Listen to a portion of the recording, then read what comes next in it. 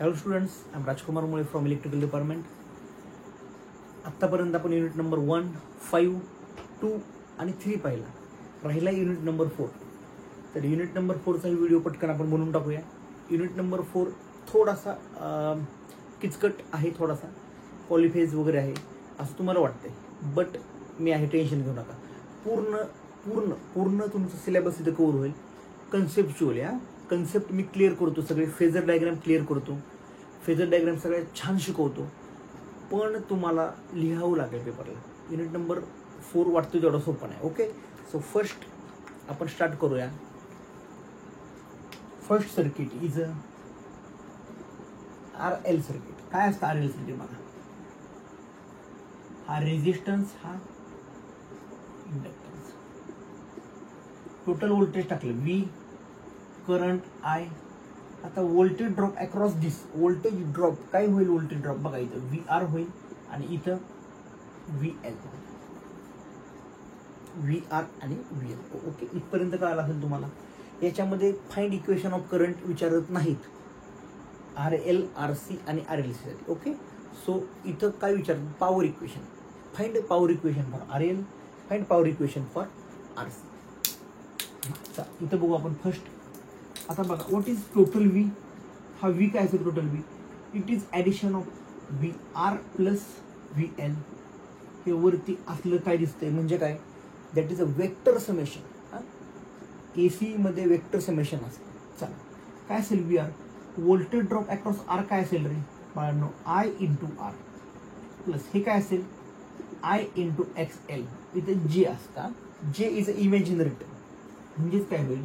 जर R बाहेर काढला मी, R plus JXL V is equal. Okay, so I मी इकडे घेतला, बरोबर. म्हणजे काय आलं? V upon I is equal to Z is equal to R plus JXL. What is Z? Z is a impedance. Z is a impedance. Okay, काय अडचणीपर्यंत एक बघा, न्यूमेरिकल असतं बरं का, numerical. Find equation for current. काय असेल current रे? इथं बघा, आता I is equal to V upon what. आपण प्युअरली R मध्ये V अपॉन R घेतलं, प्युअरली L मध्ये V अपॉन XL घेतलं, प्युअरली C मध्ये V अपॉन XC घेतलं. आता इथं येईल काय? थोडक्यात सांगतो. करंटला अपोज करण्यासाठी दोन गोष्टी आहेत. तिथं एकच गोष्ट होती, कुठली तरी. R तरी होता, L तरी होता किंवा C तरी होता. इथं तर दोन गोष्ट आहेत. ऍडिशन असल्यामुळे आपण इथं घेतो Z. काय घेतो इथं? Z. What is Z? ते बघा, Z R प्लस JXL. इथं काय? आता इथं M असेल तर इथं M असेल. सेम इथं RMS असेल तर इथं RMS असेल.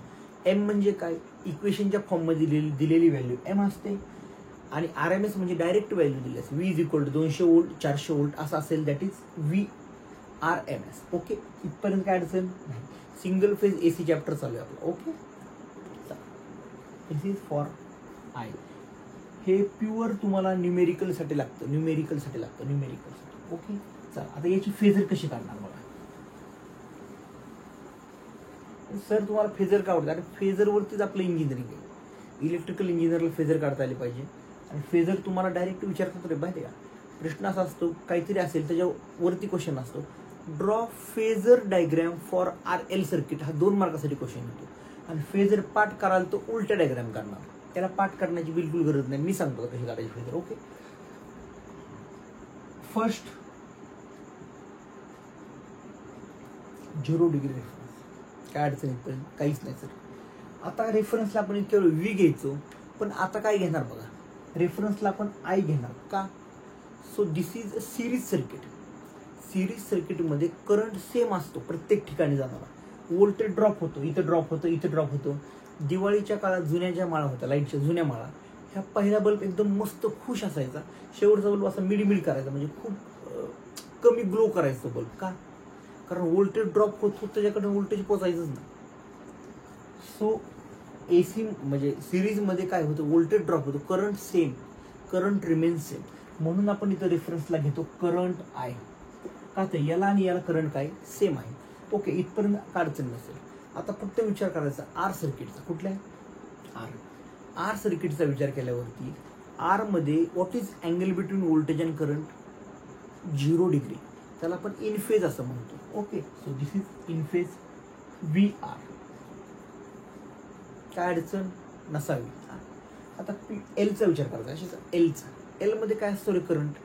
एल मध्ये करंट लॅग असतो. किती डिग्रीने 90 डिग्रीने लॅग असतो. ओके, करंट लॅग असतो किती डिग्रीने 90 डिग्रीने. आता इथं काय करायचं करंट लॅग पाहिजे मला कोण लॅग पाहिजे करंट लॅग म्हणजे क्लॉकवाईज का अँटी क्लॉकवाईज क्लॉकवाईज. लॅग म्हणजे क्लॉकवाईज निगेटिव्ह. म्हणून मी इथं काय करतो वरती घेतो काय व्हीएल पासून हा कसा आहे क्लॉकवाईज. क्लॉकवाईज म्हणजेच काय it is lag quantity. This is phasor diagram for R L circuit. ते थोडंसं अवघड वाटेल. आता थोडं पुढे गेलं आरसी साठी तुम्हाला कळेल चांगलं आणि आर एल सीला तर पूर्णच कळून जाईल. ओके चला. So this is R L circuit. हे बघा हे कळालं. ओके, रफ करतो.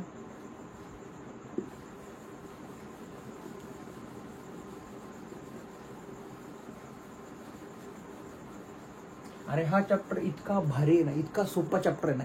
खेळतं असं माणूस पाही पाठ करण्याची गरज पडत नाही. कसला डायग्राम येऊ द्या कसली फेजर येऊ द्या फक्त लक्षात ठेवा कसं काय सगळं होऊन जातं. आर एल सी एवढंच. Okay, so this is R and C. So we consider this is capacitor आणि voltage drop across capacitor is V C. Time वाचवतोय मी व्हिडिओचं time. V is equal to काय असेल V R plus V C.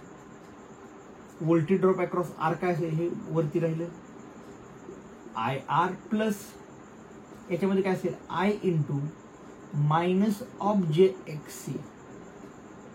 Minus असते capacitor असल्यावरती इथं minus असतं लक्षात ठेवा. ओके, सो आय बाहेर काढला R minus of J X C. What is V. This is V upon I is equal to Z is equal to what R minus J X C. This is value of Z. Z is impedance. आता current काढताना कसा काढाल sir I is equal to V upon काय R. R घेणार नाही, L घेणार नाही. इथं किती जण आहेत 2. अपोजिशनला 2 जण आहेत ना करंटला, म्हणून आपण इथं घेतो झेड. आणि what is value of Z for R C circuit. हे बघा ही R minus J X. R minus J X. Okay, so आता याची फेजर कशी काढणार. काय सर तुम्ही फेजरच्याच मागे लागलाय. फेजर इम्पॉर्टंट आहे. 0 डिग्री रेफरन्स मगाशी सारखं सिरीज सर्किट आहे म्हणून करंट घेतला रेफरन्सला I. Okay, what is in R. R मध्ये काय असतो what is angle between voltage and current it is 0. त्यालाच आपण इन फेज म्हणतो म्हणून इथे लिहिलं मी व्ही आर. आता विचार करा व्ही सीचा. कॅपॅसिटिव्ह सर्किट बघितलं होतं आपण मगाशी. कॅपॅसिटिव्ह मध्ये करंट काय असतो lead by 90 degree. Lead means what anti clockwise. कोण असतो लीड करंट. म्हणून मी तो व्होल्टेज खाली घेतो व्ही सी. का तुम्हाला करंटला लीड करायचं. आता इथून अँटी क्लॉकवाईज गेलं तर काय आय. म्हणजेच काय तर दिस इज अँटी क्लॉकवाईज डिरेक्शन म्हणजे हे लीड झालं कोण हा करंट लीड झाला. आणि this is phasor diagram for R C circuit. बघायचं काय अडचण आहे नसावी. अडचण नसायलाच पाहिजे. काय याच्यामध्ये जादू नाहीये, काय जादू मंत्र नाही. Okay,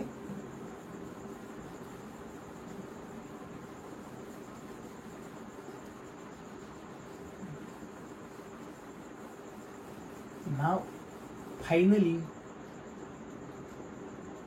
R L C. एक क्वेश्चन असतो लक्षात ठेवा. या चॅप्टर मध्ये काही नाही केलं तर हा क्वेश्चन करायचा. What is series resonance and find what is series circuit असेल. What is series circuit and find resonance frequency. हा क्वेश्चन इथून चालू होतो आर एल सी. फर्स्ट काय करायचं आर एल हे सिरीज मध्ये लावलं काय R L C. Voltage apply केला V. Total voltage current I. Voltage drop across R काय असेल आता, this is V R, V L, V C. Okay, so what is total voltage, V is equal to V R plus V L plus V C.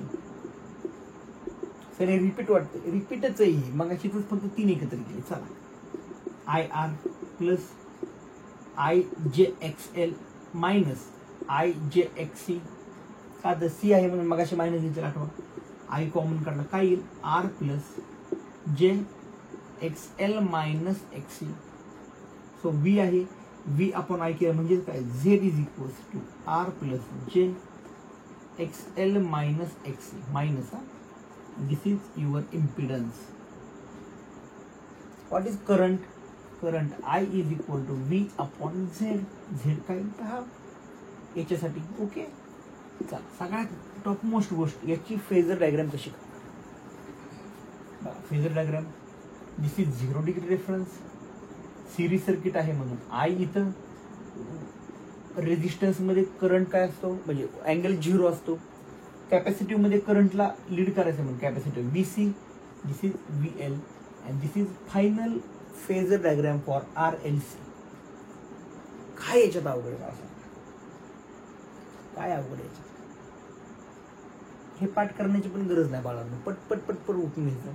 इथपर्यंत दिलं, हा series resonance आहे ना, what is series circuit. तर हा सिरीजचा इथपर्यंत उत्तर असतं.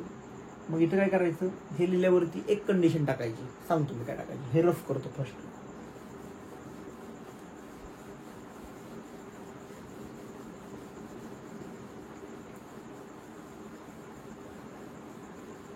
मग आता बघायचं आपल्याला रेझोनन्स फ्रिक्वेन्सी काय असते. Resonance frequency X L is equals to X C. What is X L, sir it is 2 pi F L. What is X C, 1 upon 2 pi F C. F वरती घेतलं म्हणजे काय, एफ स्क्वेअर बरोबर what, 1 upon 4 pi square L C. हा square आहे. Taking a square root म्हणजे काय, F is equals to 1 upon 2 pi under root L C. This is derivation for resonance frequency. काय डेरिवेशन अवघड आहे बघा, 1 2 3 मध्ये उत्तर. पण हे डेरिवेशन असेल 8 मार्क देतील का, अरे ह्याला 2 मार्क पण नाहीत का. सो फर्स्ट ते लिहा. आता हे लिहिल्यावरती ना याच्यामध्ये काय होते बघा रे, X L is equal to X C म्हणजेच काय, V L is equal to V C. मग V L is equal to V C केल्यावरती काय होतं ना, that is a vector, this is a vector summation ना. हे निगेटिव्ह आहे, हे पॉझिटिव्ह आहे, म्हणजे हे काय होतं, कट होतं. आणि फायनल उत्तर याचं काय असं काय येतं म्हणजे काय, हे बघा हे फायनल उत्तर येतं 0 degree reference I and V. एक लक्षात ठेवा गोष्ट, जेव्हा रेजिस्टिव्ह लोड असतो, तुम्हाला सेकंड इयरला गेल्यावरती EMI सब्जेक्ट आहे, त्यावेळी तुम्हाला कळेल. प्रॅक्टिकली आपण बघतो, मी शिकवतो सब्जेक्ट तो. रेजिस्टिव्ह लोड लावल्यावरती प्रॅक्टिकली वॅटमीटरची रिडिंग बघतो, एल लावल्यावरती प्रॅक्टिकली वॅटमीटरची रिडिंग बघतो, आणि सी लावल्यावर तुम्हाला लगेच लक्षात येतं की अरे हे फर्स्ट इयरला शिकवलेलं आहे, खरं हे प्रूफ आहे EMI सब्जेक्टमध्ये. ओके, RLC साठी. So this is your end of single phase AC circuit. बरं, याच्यामध्ये न्यूमेरिकल काय काय विचारतील. फर्स्ट डेरिवेशन बघू. डेरिवेशन असेल find power equation for RL, RC, RLC. ह्या 3 पैकी एक कुठलं आहे बघा, फक्त निगेटिव्ह चिन्ह होतं बरं का, चिन्हामध्ये बदल होतो. Next, what is series circuit and what is resonance frequency, हा एक प्रश्न असेल. हे डेरिवेशन, हे 3 डेरिवेशन आहेत. त्यामुळे ह्याच्यामध्ये काहीही डिफिकल्ट असणार. न्यूमेरिकल तर काय न्यूमेरिकल आहे रे, find current for RL circuit, find current for RC circuit. What is power factor, what is active power, what is reactive power. मग अशी बघितलं ऍक्टिव्ह पॉवर काय असते, VI cos 5, VI sin 5, VI. पण हे आय काय असतं रे बाळांनो, हे maximum or RMS value. Always RMS value असते. ऍक्टिव्ह पॉवर काढताना RMS व्हॅल्यू लागते, लिहून घ्या कुठेतरी. ऍक्टिव्ह पॉवर काढताना RMS value. Okay, so this is your end of single phase AC circuit.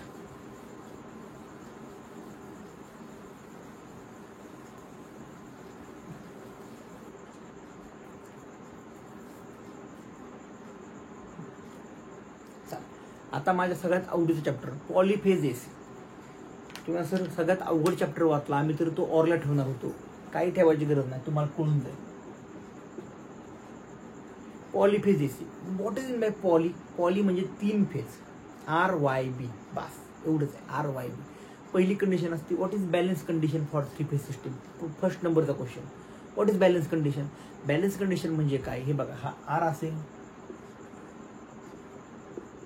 हा Y असेल, हा B असेल, याच्यामध्ये तिघांमध्ये 120 डिग्री अँगल पाहिजे. जर 120 डिग्री नसेल तर अनबॅलन्स कंडिशन. याच्यामध्ये जेवढं व्होल्टेज आहे तेवढं इथं पाहिजे, तेवढं तिथं पाहिजे. याच्यामध्ये जेवढा करंट आहे तेवढा याच्यामध्ये पाहिजे, तेवढं त्याच्यामध्ये पाहिजे. याच्यामध्ये जेवढा रेजिस्टन्स आहे तेवढं इथं पाहिजे, इथं पाहिजे. याच्यामध्ये जेवढा इम्पिडन्स आहे तेवढाच तिघांमध्ये सेम पाहिजे. लोड पण देताना तिघांना सेम लोड द्यायचा, नाही तर अनबॅलन्स होतं. फॉर एक्झाम्पल प्रॅक्टिकली सांगतो, आपलं घर शेजारचं घर, शेजारच्या घरी जर वेल्डिंग मशीन चालू झाली तर आपल्या घरात लाईट अशाशी करते, दॅट इज अनबॅलन्स कंडिशन. ते अनबॅलन्स कंडिशन होती, कारण एका फेजला जास्त लोड, एका फेजला कमी load. Okay, so this is your balance and unbalance condition. Second question असतो what is phase sequence. Phase sequence म्हणजे काय? फेज सिक्वेन्स म्हणजे पुस्तकात डेफिनेशन बघा एकदा, की मॅक्झिमम व्हॅल्यू अचीव्ह करण्यासाठी अशी केस ज्याच्यामध्ये व्हॅल्यू मॅक्झिमम अचीव्ह होते तो RYB. एक असतो पॉझिटिव्ह फेज सिक्वेन्स, एक असतो निगेटिव्ह, एक असतो झिरो. झिरो फेज सिक्वेन्स म्हणजे त्याच्यामध्ये अँगलच नसतो.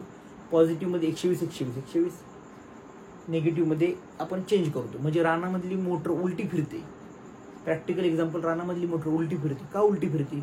RYB 3 फेजचं कनेक्शन आपण R देतो, YB मध्ये इंटरचेंज मारतो. Y आणि B मध्ये इंटरचेंज मारला म्हणजे अँगल इंटरचेंज झाला. अँगल इंटरचेंज झाला म्हणून मोटर उलटी फिरते. Okay, so this is your practical application for phase sequence. संपला विषय फेज सिक्वेन्स इथं. आता राहिला प्रश्न star load and delta load. Star load and delta load and phasor diagram. First स्टारचं बघू आपण. स्टार पॉईंट काढू इथं.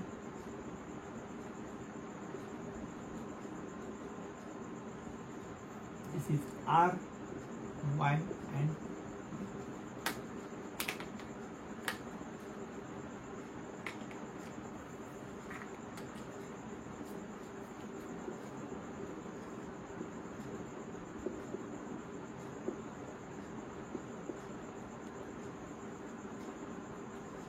RY अँड सप्लाय दिलं, हे कनेक्शन स्टार कनेक्शन. ओके, आता फक्त मला एक गोष्ट सांगा, इकडून देताना करंट असेल IR, हे असेल IY आणि हे असेल IB. इथं काय येईल? इथं पण काय येईल बघा. हा पॉईंट कुठला असतो? दिस इज न्यूट्रल पॉईंट. जर मी व्होल्ट मीटर दिला तुम्हाला म्हणलं याच्यातलं मेजर करा, तर काय मेजर होईल हे बघा. VRN, VYN, VBN. याच्यामध्ये काय होईल? Current IR, IY. Sir N कुठे गेला? एन लिहिला तरी चालतो, नाही लिहिला तरी चालतो. इथून एक गोष्ट लक्षात येते, जेवढा करंट इथं आहे तेवढाच करंट इथं आहे, व्होल्टेजमध्ये चेंज आहे. म्हणून म्हणतात स्टार कनेक्शनमध्ये IL is equal to IPH असतो आणि VL is equal to √3 VPH असतो. याचं डेरिव्हेशन पुस्तकात बघा, 4 स्टेपमध्ये उत्तर आहे. Very very very important derivation. आणि प्रश्न असतो for star connecting load write derivation for current as well as voltage. आणि तुम्हाला एक वाक्य लिहित असतं की in star we know in star connection line current is equal to phase current. याला 2 मार्क असतात, एका वाक्याला आणि ह्याला IL. किती मार्क असतात? 2. सो करा ते. ओके, चल याची फेजर कशी काढणार? सगळ्यात इम्पॉर्टंट गोष्ट, सर फेजरच पाठवत नाही. बघू आपण कशी पाठवत नाही.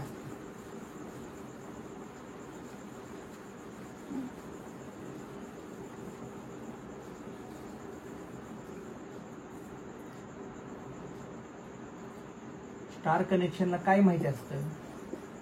Phase quantity VR, VY and VB. Current असतो तो काय असतो? IR, IY and IB. पण we know IL is equal to IPH in star connection. So याचा विषय संपला करंटचा. आता व्होल्टेजचं काय करायचं? मला माहिती आहे कुठला? VR. मला काढायचं VRY. मग कसं काढणार? हे बघा, हे Y इथं आहे ना, हे फक्त निगेटिव्ह वरती घ्यायचं, -VY. सो याचं काय करायचं? बाय पॅरलोग्राम मेथड ह्याला पुस्तकी पॅरलोग्राम म्हणायचं. मी म्हणतो पतंग मेथड, कारण ही पतंग सारखं दिसते बघा, ही पतंग सारखं दिसते. दिस इज VRY. अरे खूप इझी आहे, पाठ करण्याची गरज नाही असल्या गोष्टी. हा हे बघा VB आहे, RY झालं. आता काय असतं RY, YB. हे बघा Y इथं, B इथं, B काय करायचं, पुन्हा हे निगेटिव्ह घेतलं खाली. Again by parallelogram method VYB. हे B म्हणजे हे मायनस असतं म्हणून दुसऱ्या अक्षराला येतं. आता हे झालं. आता VB आहे, हे बघा हे VR आहे इथं, VR इथे मायनस घेतलं आणि पॅरलोग्राम मेथडने काय केलं, हे जॉईन केलं.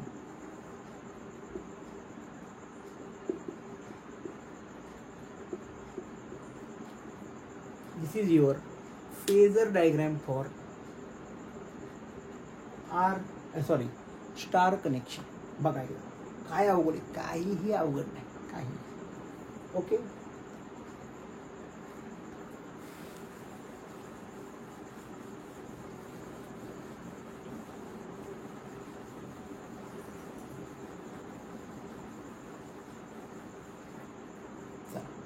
नाव for delta connection. Delta connection diagram आता मी काढत नाही, मी ऑलरेडी एक व्हिडिओ बनवला बरं का लास्ट इयरला, तो व्हिडिओ पण तुम्हाला शेअर करतो. तर तिथं असं येतं for delta connection. For delta connection VL is equal to VPH but IL is equal to √3 IPH. √3 याची फेजर कशी काढायची. फेजर काढताना एक गोष्ट लक्षात ठेवायची, मला माहिती आहे कुठली क्वांटिटी, लाईन का फेज. मला माहित असेल लाईन आणि मला काढायची फेज, किंवा मला माहिती आहे फेज, मला काढायची लाईन. फेज म्हणजे एक अक्षर, लाईन म्हणजे 2 अक्षर. स्टारमध्ये मला फेज क्वांटिटी माहिती होती, एक अक्षर माहिती होतं, काढायची 2 अक्षर. याच्यामध्ये उलट आहे बघा कसं आहे, हे रफ करतो.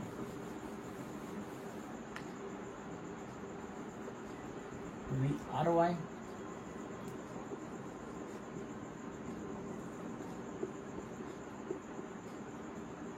but we know in a delta connection VL is equal to VPH.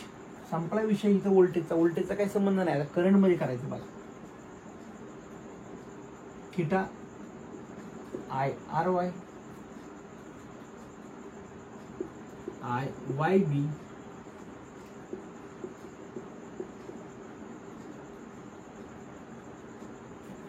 Okay. मगाशी सारखंच, काय नाही, 2 एकत्र आणायचे. बघा काय होईल, RY आणि हे B हे खाली आले बाय पॅरलोग्राम मेथड. पण सर इथं अक्षर कुठलं लिहून मी मायनस, इथं जे अक्षर रिपीट होतं ना 2 वेळा ते इथं लिहिलं. बघा आता इथं RY, हा RY इथं मी निगेटिव्ह घेतला वरती, YB आणि RY पुन्हा याचं कॉम्बिनेशन केलं. इथे काय अक्षर कुठले 2 वेळा, काय कन्फ्युजन इथपर्यंत. हे बघा BR आहे, हे बघा इथे हे असं घेतलं, इथं मायनस पतंग काढली, कुठला अक्षर 2 वेळा आहे. This is phasor diagram for delta connection.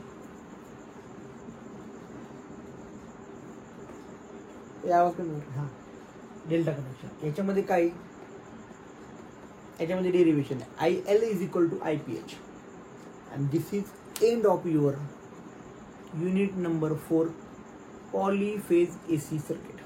आता याच्यातलं इम्पॉर्टंट काय काय तुम्हाला क्वेश्चन बँक असेल. न्यूमेरिकल 2 आहेत बरं का याच्यामध्ये. म्हणजे न्यूमेरिकल तुम्हाला कशावर विचारतील, पॉलीफेजवर न्यूमेरिकल विचारतील and single phase AC RL RC वरती न्यूमेरिकल विचारतील. सो कुठलं न्यूमेरिकल सोपं त्याच्यावर तुम्हाला क्वेश्चन चॉईस करायचं आहे. हे जर थोडंसं बघावं लागेल, अभ्यास करावा लागेल चांगला. पेपर लिहिताना युनिट नंबर 5 अगोदर लिहा. मोटरचा अतिशय सोपा क्वेश्चन. अजून एखादा मोटरचा व्हिडिओ बनवेल मी, म्हणजे आतलं कसं वर्किंग होतं त्याच्यावरती. सो मोटरचा एक व्हिडिओ बनवतो, म्हणजे तुमचा सगळे कन्सेप्ट क्लिअर झाले. आता याच्यामध्ये मला नाही वाटत का राहील असं. कन्सेप्ट क्लिअर झाले ना, लिहायला काही येईल, बट कन्सेप्टच माहिती नाही, तुम्ही लिहू शकत नाही. सो आजपासून 9 दिवस आहेत, म्हणजे तुम्हाला यावेळी PL चांगले मिळाले. ज्यांचा केमिस्ट्रीचा बॅकलॉग आहे किंवा रेग्युलर काही कॉलेजमध्ये केमिस्ट्री आणि BEE एकत्र असतं, सो त्यांच्यासाठी थोडंसं डिफिकल्ट होईल, काय हरकत नाही. एक 3-4 दिवस सुट्टी असेल ना, PL मध्ये पेपरच्या मध्ये गॅप असणं हीच मोठी गोष्ट आहे. आमच्या काळामध्ये सलग पेपर असायचे. सो काय अडचण असेल पटकन मेसेज करा, काहीही असू देत कळवा, सर मला ह्याच्यामध्ये अडचण आहे, मला मेसेज करा. माझा नंबर ऑलरेडी दिला होता, पुन्हा एकदा देतो, मेसेज करा, काहीही अडचण नाही. फक्त मेसेज करताना तुमचं नाव, कॉलेजचं नाव टाका.